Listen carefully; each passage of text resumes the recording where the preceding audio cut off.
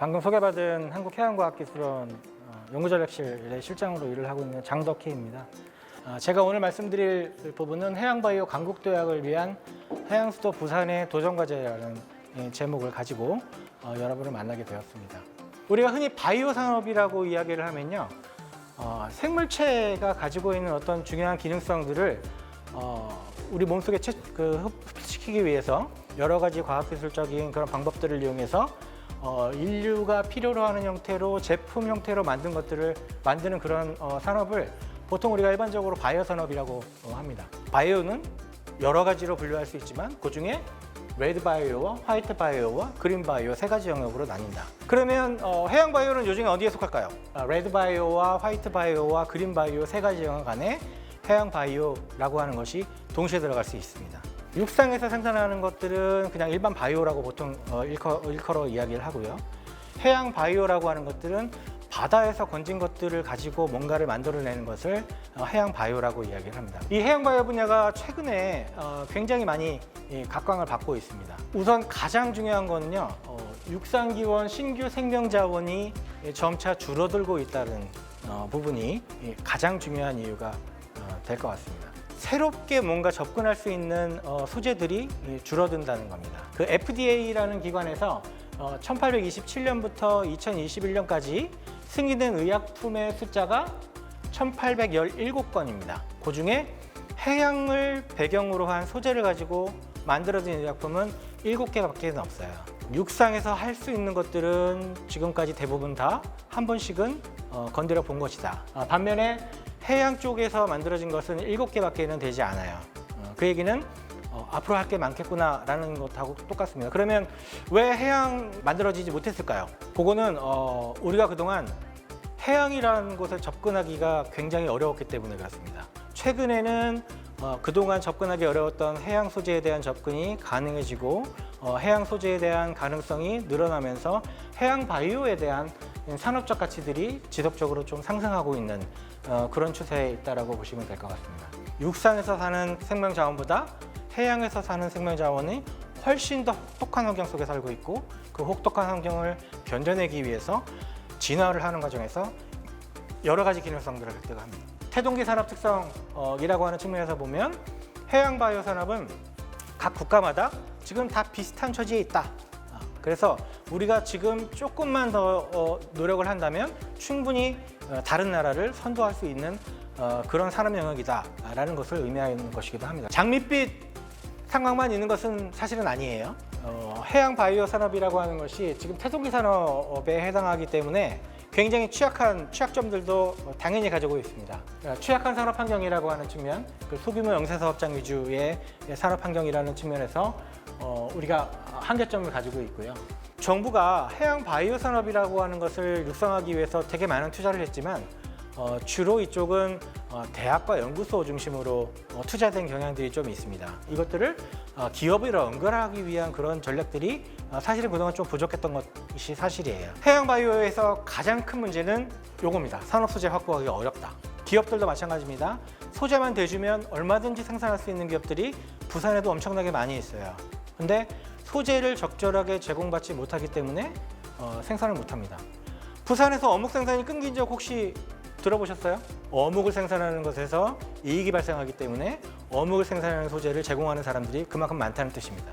근데 해양은 그렇지 않은 상황이 발생을 하고 있습니다. 그래서 가장 큰 문제는 산업 소재 확보의 어려움이다. 요거 하나만 오늘 가지고 가셔도 이 자리에 오신 값을 하시는 거예요. 요거 하나만 가지고 가셔도 산업 소재가 중요하다라는 말씀만 강조해서 드리겠습니다. 부산에 엄청나게 많은 제조 기업들이 있습니다.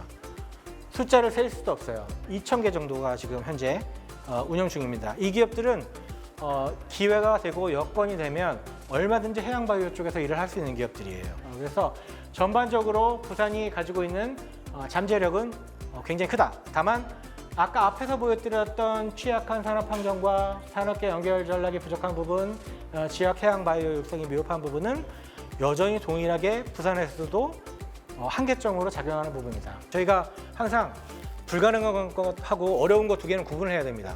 불가능한 거는 아무리 해도 안 되는 거예요. 하지만 어려운 거는 노력하면 풀 수 있는 그런 문제들입니다. 그래서 이런 문제들을 풀어나가기 위한 여러 가지 노력들을 해야 됩니다. 1교시는 이 정도 하고 잠시 쉬도록 하겠습니다. 장시간 수고하셨습니다. 부산에서 그럼 뭘 할 수 있을까요? 우리의 관심은 온통 해양 바이오라고 하는 게 전망이 좋다고 하는데 부산에서는 뭘 어떻게 해야 될까?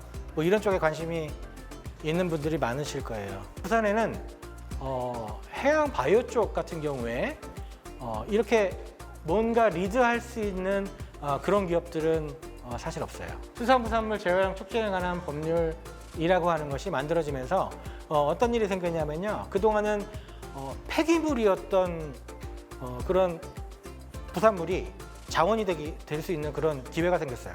수산부산물의 대부분은 어떤 특정 지역에서 생깁니다. 예를 들어서 고등어를 가공하는 가공 공장에서는 고등어를 손질하고 남는 부위가 착착착착 이렇게 쌓여 나가잖아요. 한 군데에서 엄청나게 많은 양의 소재가 생산될 수 있는 그런 장점을 가지고 있어요. 그동안 해양 바이오 쪽에서 한계로 작용되었던 대량 생산이라고 하는 것을 극복할 수 있는 방안으로 수산부산물이라고 하는 것이 등장했다라는 것을 이야기하기도 합니다. 수산부산물을 활용하는 것은 여러 가지 강점들이 있는데요. 아까 제가 말씀드렸던 약간 40%의 그동안 활용하지 않았던 자원을 완전히 순환기술 개발 통해서 완전히 이용한다는 것도 있고요. 이게 제가 부산의 가능성을 이야기할 때 말씀드리는 건데요. 전국에 수산가공 해썹 시설들이 굉장히 많이 분포해 있어요. 하나는 수도권의 서울 경기 지역이에요. 그 다음 많은 데가 부산입니다.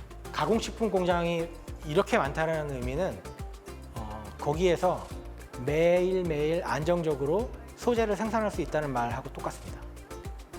그렇기 때문에 수산부산물법이라고 하는 것이 통과된 이후에 가장 큰 혜택을 볼 수 있는 지역이 부산일 가능성이 굉장히 높아요. 우리나라는 콜라겐 소재를 100% 수입합니다. 그 광고할 때 뭐라고 하는지 혹시 기억나시나요?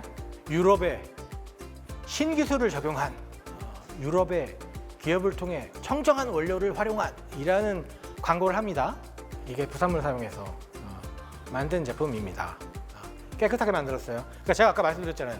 부산물이라는 표현을 쓰는 순간 약간 부정적인 어감이 든다고 제가 말씀드렸죠. 근데 사실은 전혀 그런 게 아니에요. 강원도는 이미 이 이 양식 산업 과정에서 하나의 과정을 부산물 활용 사업으로 규정을 하고 준비를 하고 있어요. 근데 다만 강원도는 스케일이 좀 더 큽니다. 기장보다. 기장이 왜 이렇게 작게 시작했는지 사실 잘 모르겠어요. 강원도 지금 2만 톤 정도 1년에 2만 ton 정도 생산할 계획을 가지고 움직이고 있습니다. 근데 부산이 약간 500톤이라고 하면 좀 규모 면에서는 좀 작습니다. 물론 향후 더 뭐 증대시킬 여지는 없지는 않습니다만 작기는 합니다. 이 수산부산물을 활용할 때 필요한 게 이 부분이에요. 수산물 가공, 소재 생산이라고 하는 부분입니다. 관리해야 할 수 있는 시설이 자원화 시설이라고 이해하시면 될 것 같아요.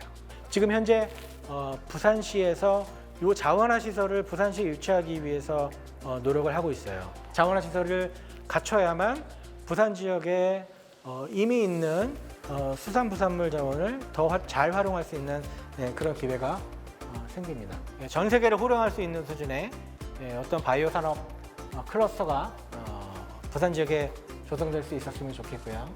두 번째는 연구 활성화라고 하는 것을 통해서 연구를 위한 연구로 끝나는 것이 아니라 연구의 결과물들이 지역의 어떤 해양 바이오 산업이라고 하는 것에 녹아날 수 있는 그런 형태로 기본 전략 수립하는 것이 좀 필요할 것이라고 판단이 됩니다. 제가 준비한 자료는 여기까지입니다. 네, 감사합니다.